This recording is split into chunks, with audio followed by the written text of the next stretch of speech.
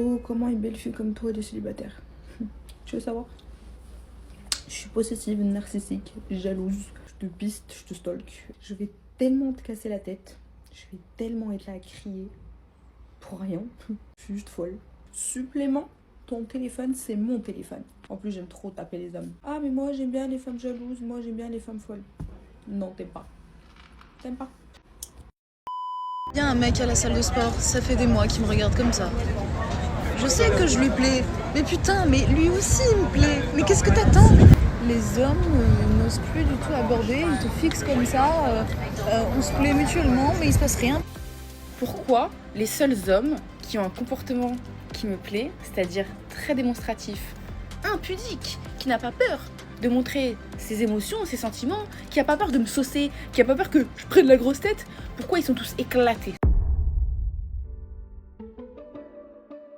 Mais quoi de neuf dans ce monde de progrès, les amis? Que se passe-t-il? L'homme supérieur a tendance à m'échapper. Il y a un mec à la salle de sport, ça fait des mois qu'il me regarde comme ça. Mais il me fixe en plus, je vous jure. Il me regarde comme un psychopathe. Mais je sais que je lui plais. Mais putain, mais lui aussi il me plaît. Mais qu'est-ce que t'attends? Je sais pas. Il faut quoi? Il faut faire un coucou, j'en ai fait, je fais des sourires et tout, mais après je peux pas, putain, c'est lui le mec. Mais je comprends pas, les mecs ils viennent pas aujourd'hui, c'est comme tout à l'heure dans le tram et tout. Le gars me regarde et tout, mais me fixe, me fait des sourires et tout, mais il vient pas. Mais je comprends pas, est-ce que je fais peur? Je semble être quelqu'un de gentil, non? Qu'est-ce que vous en pensez? Nous allons maintenant faire, à peu près toutes les semaines, une fois par semaine, nous allons faire une rubrique appel à la drague. Les femmes aujourd'hui appellent les hommes à la drague. Draguez-nous s'il vous plaît, abordez-nous s'il vous plaît. Je comprends pas ce qui se passe, elles nous disent. Elles ont raté quelque chose, parce qu'il s'est passé quelque chose ces dernières années. C'est assez drôle qu'aujourd'hui, elles ne comprennent pas pourquoi les hommes ne vont plus les aborder, et elles se rendent même compte que même le beau gosse, même Chad, ne vient plus tellement draguer. Eh bien, pour les femmes qui se le demandent, devant cette vidéo, il faut savoir quelque chose, au-delà même du travail de sape que les féministes ont abattu sur ce terrain-là, pour dissuader les hommes d'aborder les femmes, il faut savoir quelque chose d'autre. Déjà, l'homme lambda, l'homme moyen, il drague plus. Il ne voit même plus l'intérêt de faire ça. Ok, ça sert à rien. Pour lui, ça sert à rien. C'est ce qui se dit, déjà, quand il voit les résultats qu'il a. Et même l'homme attirant. L'homme qu'elle trouve physiquement supérieur. Pourquoi cet homme n'a plus l'air de vouloir, lui non plus, draguer? Eh bien, il faut savoir que les beaux gosses, les tchads, eh bien, ils ont les applis de rencontre aujourd'hui. Et sur les applis de rencontre, ils sont un petit peu les rois. C'est Uber Eats pour eux. Ils sont dans leur royaume. Et ils ont donc un ego qui gonfle.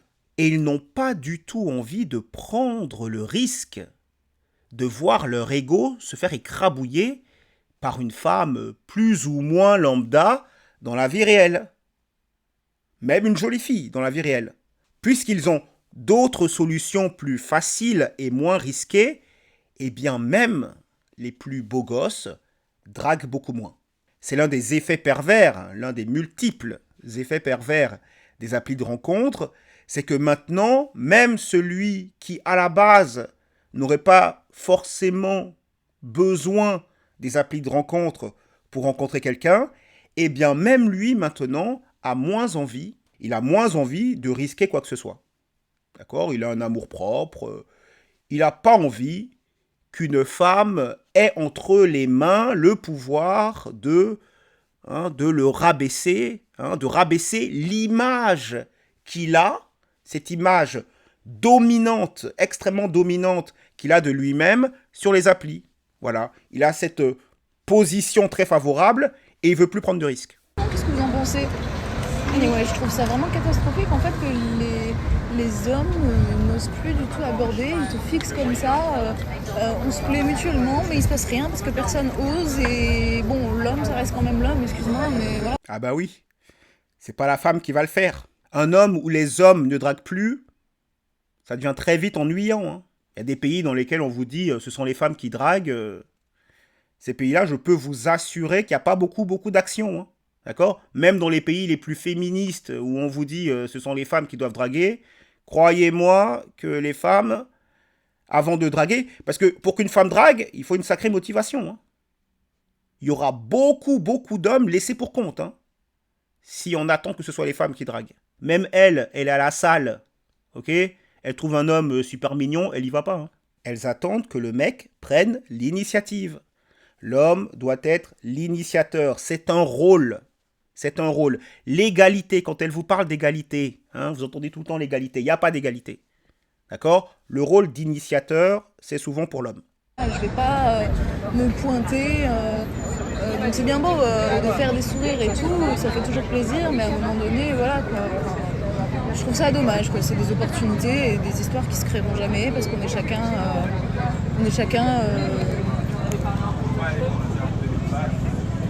timide. À un moment, il faudra que les femmes, elles aussi, assument leurs responsabilités là-dedans. Parce que ce ne sont pas les hommes qui ont instauré ça. On a sommé les hommes de ne plus être des lourdeaux, de ne plus aborder les femmes n'importe où. Il y a des endroits pour ça. C'est ce qu'on leur a dit. Et donc, comme je vous ai dit, hein, on va faire une rubrique par semaine de femmes qui viennent se plaindre maintenant que les hommes n'abordent pas assez. Eh bien, dites juste merci aux féministes. Il y a un sujet, je trouve, qu'on n'aborde pas assez. Il y a trop de meufs fraîches pour le nombre de mecs beaux. Beaux ou riches, hein, c'est pareil. C'est la même chose. Ah oui. Non, je rigole, c'est pas la même chose. Mais c'est vrai qu'en étant une meuf, tu peux te maquiller, tu peux faire de la chirurgie esthétique, t'as tout à disposition, surtout à notre époque. Et au final, même si t'étais un thon à la base et que tu fais tout ça et tu ressembles à quelqu'un, enfin à une meuf lambda de notre époque, t'es quand même fraîche. T'as un beau corps en plus, t'es bien. T'es bien. Voilà, c'est comme ça qu'on finit par dire nous sommes toutes des 10 sur 10. Une femme rafistolée par là, un pot de peinture ici, toutes des 10 sur 10. Et nous, les hommes, on aurait énormément de choix parmi tout ça. Ah bon? Quand elle vous dit l'homme a énormément de choix, elle vous parle de l'homme qu'elle veut. C'est pour ça qu'elle vous dit les hommes, ils ont tout le choix qu'ils veulent et tout. Ok? Et nous, les femmes, on a très peu. Non, c'est cardio. Hein. J'en parlais justement avec un ami hier et il me disait mais moi je suis un mec, j'ai trop de choix. J'ai trop de choix. Tu sais plus où donner de la tête. Et c'est pas possible. Comment tu veux te concentrer sur une fille? T'en perds une, il y en a une autre qui arrive. Qu'est-ce qu'on s'en fout d'une? Une de perdue, 10 de retrouvée. Là, pour le coup, c'est vraiment vrai. Ouais, c'est vraiment vrai pour une certaine partie des hommes. Lorsque les femmes vous parlent des hommes, elles ne vous parlent jamais de tous les hommes. Elles s'en fichent de tous les hommes. Elles vous parlent en fait d'une toute petite partie des hommes. Elles vous parlent des hommes qui les intéressent. C'est pour ça que des fois, les femmes parlent des hommes et les hommes se disent mais elle parle de qui là? De qui elle parle en vérité? Je ne me reconnais pas dans ce qu'elle dit. Ok? Une de perdue, 10 de retrouvée, c'est pas pour tous les hommes ça. Pour l'homme lambda, une de perdue, une de perdue. Hein. Pour qu'un homme puisse se dire une de perdue, 10 de retrouvée, faut qu'il monte dans la hiérarchie. Faut qu'il se développe. Les hommes lambda, c'est pas ça leur réalité. Donc quand elle vous parle d'une petite partie des hommes. 20% des hommes. Et encore, là je suis gentil. Ça peut être 10%, 5, voire 1% des hommes. Le top 1% des hommes. Ok? Elle vous parle des hommes qui les intéressent. Et du coup, oui, ces hommes-là sont rares. Et en fait, c'est la jungle pour nous. En fait, avant, la femme avait le choix. Maintenant, c'est l'homme qui a le choix parce qu'il y a tellement de meufs fraîches. C'est... Ok? De qui elle vous parle? Un homme qui aurait plus le choix qu'elle. En vérité, au début, sur le marché de la rencontre, ce sont les femmes qui sont en position de force. Par rapport aux hommes, ce sont les femmes qui sont en position de force. Ce sont les femmes qui jouent en mode facile. Mais lorsqu'elle vous dit « c'est chaud là », de se trouver un homme, c'est chaud, ça vous dit juste le niveau de difficulté qu'elle se met elle-même. La manière dont elle-même va se compliquer la tâche. D'accord? Et la manière dont elle se complique la tâche, c'est en montant toujours, en augmentant toujours les exigences qu'elles ont. C'est ce qu'on appelle l'hypergamie. Les femmes ont toujours été hypergames. On ne leur demande pas d'arrêter d'être hypergames. D'accord? L'hypergamie, leur permettait de choisir les hommes capables de s'occuper d'elles, capables de les entretenir, capables de mener, de faire fonctionner un foyer, capables d'accepter les responsabilités. Ça, c'est l'hypergamie. Nous sommes rentrés dans l'ère de l'hypergamie. C'est-à-dire, la proportion d'hommes éligibles s'est considérablement réduite. Et du coup, ça devient très très difficile. Vous pensez que cette femme, si elle était raisonnable, elle ne pourrait pas se trouver d'homme. Un homme correct. Cette femme ne pourrait pas se trouver un homme correct. Tranquillement. Non, là, elle peut pas. Elle ne peut pas se trouver un homme correct. Parce que pour elle, un homme correct, maintenant, c'est le top 10% des hommes. Et je vous dis, top 10%, je suis large. Je suis large. Et c'est pour ça qu'elle parle comme ça. Parce que lorsqu'on devient hypergame, lorsqu'une femme devient hypergame, la concurrence est rude. Très très rude. C'est comment? On doit se bagarrer? Non, c'est pas possible. C'est ce que je vous disais. Ok? Et elles veulent pas se bagarrer. Elles veulent pas se bagarrer. Vous savez le mieux? Je veux le top 10% ou le top 5% ou le top 1% des hommes, mais je veux pas me battre pour lui. Je ne veux pas me battre. On est censé être dans la sororité. Vous savez l'ironie de la chose.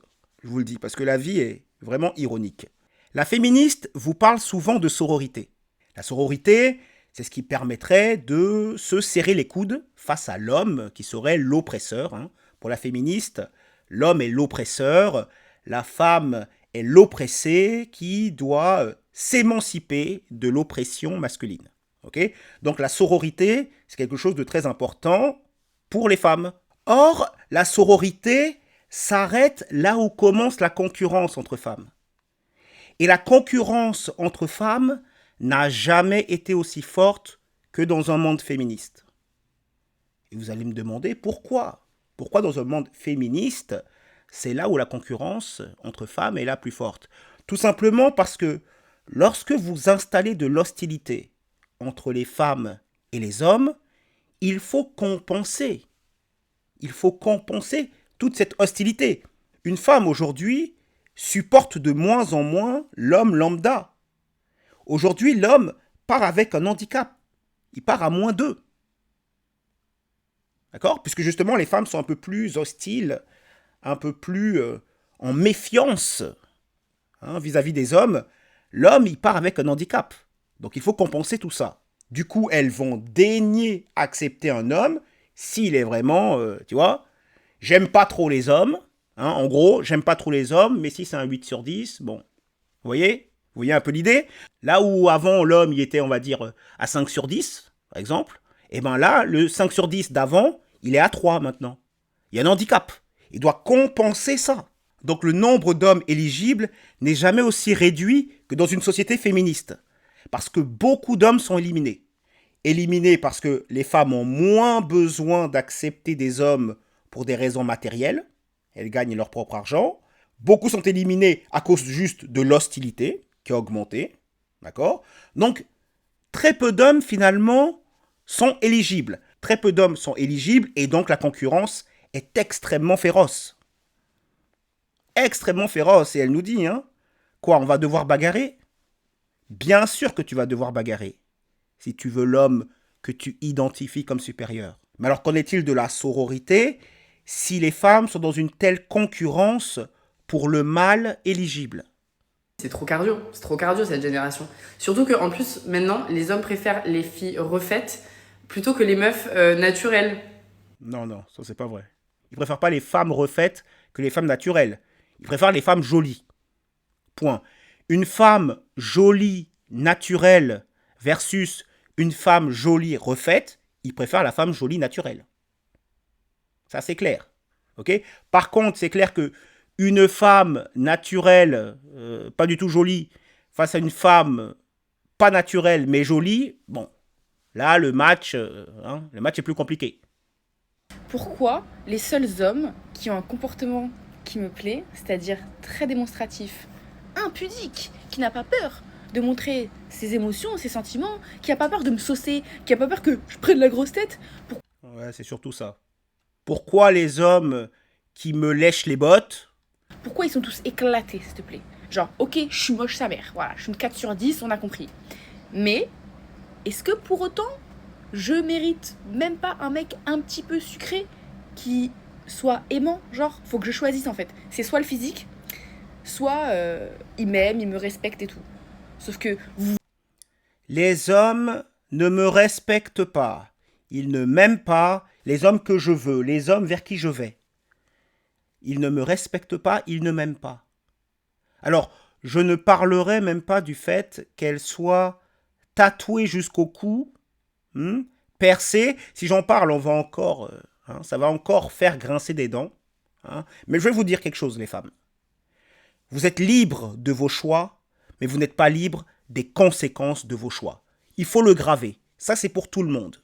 Hommes comme femmes. Nous sommes relativement libres de nos choix, mais nous ne sommes pas libres des conséquences de nos choix. Lorsque tu es tatoué jusqu'au cou, percé, tatoué jusqu'au cou, les hommes vont avoir une certaine image de toi. Ils ne seront pas forcément tous dérangés par ça. Ils ne seront pas forcément tous contre le fait de s'engager avec une femme qui a cette image-là. D'accord? Mais pas mal d'entre eux diront, ok, elle, c'est plus pour s'amuser qu'autre chose. C'est pas une femme que je prends au sérieux. Il faut savoir que cet aspect-là existe. D'accord? Il faut le prendre en compte dans vos choix. Et si vous additionnez ça à une hypergamie un peu trop prononcée et à un féminisme un petit peu trop poussé, ben on en arrive là. Ok? Les hommes qui me plaisent, il n'y en a aucun, parmi les hommes qui me plaisent, il n'y en a aucun qui me respecte, qui m'aime, qui a envie de s'engager sérieusement avec moi, qui me prend au sérieux. je ne vais pas me mettre avec un gars qui est parfait dans son comportement, mais que je trouve absolument explosé physiquement. Qu'est-ce qu'on en a à faire qu'un homme soit gentil s'il n'est pas attirant? Voilà la réalité que les hommes doivent connaître. On vous dit souvent que les femmes ne sont pas sensibles au physique. Attention. Attention. Ce n'est pas qu'elles ne sont pas sensibles au physique des hommes. C'est juste qu'elles se rabattent. Elles se rabattent sur des hommes qu'elles trouvent moins séduisants parce qu'elles veulent de l'engagement. Tu vois, genre, je parlais à un gars que je trouvais explosé. Au bout d'une semaine, je lui dis franchement, vas-y, je vais pas te faire perdre ton temps. Genre, c'était le mec parfait dans son, en tout cas en tant que copain. Il aurait été parfait. Mais la vérité, je le touche pas, tu vois. Si vous ne lui plaisez pas physiquement, vous respectez, il n'y a pas de problème. Vous lui dites, ah ok. Si t'es pas attiré, il n'y a pas de souci. Mais vous ne restez pas là, vous vous en allez. Ok? Vous ne restez pas là, accroché à sa jupe, en lui disant que vous voulez rester amis. Vous ne faites surtout pas ça, vous ne restez pas dans la friend zone. C'est très important qu'un homme ne le fasse pas. Pourquoi? Lorsque vous l'avez approché, ce n'était pas pour devenir son ami. Ce n'était pas pour une relation platonique. D'accord? C'était pour devenir son amant. Son amant, son petit copain. En tout cas, ce n'était pas pour une relation platonique. Donc, si, alors que vous, votre réalité, c'était « je voulais qu'il se passe quelque chose de non platonique avec cette femme », et elle vous dit autre chose, et que c'est sa réalité à elle qui prend le dessus sur vous, c'est la pire position pour un homme. Ça veut dire qu'elle a réécrit votre réalité. Vous saviez que vous n'aviez rien spécialement à gagner à devenir juste son pote, d'accord? Vous ne laissez pas votre réalité se faire réécrire. D'accord? Si, dès le départ, vous vouliez être l'ami de quelqu'un, l'ami d'une femme, pour d'autres raisons, parce que vous savez qu'elle va vous présenter, par exemple, à d'autres copines ou quoi et quoi. Si dès le départ, vous vouliez ça, vous aviez prévu ça, d'accord. Mais que vous laissiez une femme réécrire votre réalité, ça montre que vous êtes un homme soja, ça montre que vous êtes un homme de la catégorie seconde zone, catégorie inférieure. Donc vous ne pourrez pas leur en vouloir de vous percevoir, au niveau reptilien, de vous percevoir comme ça. Ce n'est même pas conscient, il n'y a même pas besoin que ce soit conscient. Conscient ou pas, peu importe. Au niveau reptilien, elle va vous identifier comme inférieur parce que vous-même, vous lui communiquez que vous êtes inférieur, puisqu'elle a le pouvoir, vous lui avez donné le pouvoir de réécrire votre réalité, non pas parce qu'elle vous a dit quelque chose, elle a argumenté quelque chose et vous trouvez qu'elle a raison, non, juste parce que dans ce rapport homme-femme, elle a simplement réécrit votre réalité fondamentale. Alors je lis avec vous, je suis désespérée, aucun mec ne me plaît. Je suis devenue trop difficile, exigeante. Voilà la question qu'on lui pose. En amour, comme pour n'importe quel autre sujet dans la vie, le fait de savoir ce qu'on veut et ce qu'on ne veut pas, et surtout de le faire respecter, c'est effectivement ce qu'on appelle être exigeant. Est-il mauvais d'être exigeant, et particulièrement en amour ? Je ne pense pas. Et donc là, tu me dis, oui, je croise jamais personne qui me plaît, est-ce que je suis devenue trop exigeante ? Bah non, en fait. Le fait d'être exigeant en soi fait que, effectivement, il y a peu de gens qui vont te plaire. Encore une fois, si tu sais précisément ce que tu veux et ce que tu ne veux pas en amour et que tu entends le respecter, il est tout à fait normal que tu ne croises pas tous les 4 matins une personne qui corresponde à ces critères. C'est pas grave, c'est juste qu'il faut être patient. Donc, est-ce que tu es exigeante ? Oui. Est-ce que tu l'es trop ? Non, c'est tout à fait normal. Et à partir de là, rappelle-toi bien que de toute façon, les personnes exigeantes en amour, ce sont effectivement des personnes qui vont mettre un peu plus de temps à se mettre en couple, mais ce sont potentiellement des personnes qui, fortes de leur patience, auront trouvé quelqu'un qui leur correspond réellement et qui donc seront encore plus heureuses en amour. Et alors là, je l'ai embrayé sur le délire. Ah bon, bah c'est super, du coup, soyez heureux. Attention. Il y a exigeant et exigeant, c'est-à-dire que faut pas être exigeant en mode je ne veux que le sosie de Brad Pitt. Là évidemment c'est être trop exigeant parce que ça ne sert à rien. En revanche, si tu es exigeante sur des points absolument essentiels pour toi, c'est parce qu'on appelle être trop exigeant, ok ? Il est parfaitement possible d'être trop exigeant. Parfois, certaines femmes ont du mal avec cette idée de je suis trop exigeante.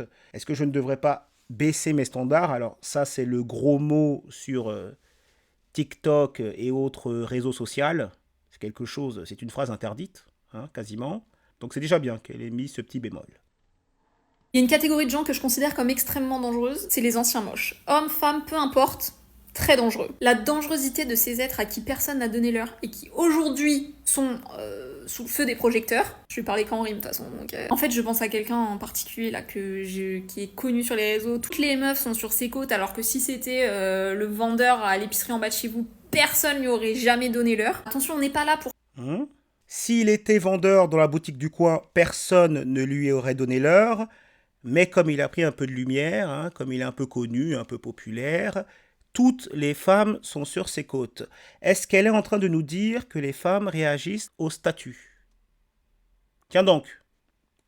Classer les gens, mais si on devait les classer, ils seraient dans la catégorie des gens impinables, genre vraiment. Sauf qu'il a pris un peu la lumière, il a pris un peu d'oseille, il a pris un peu de fame.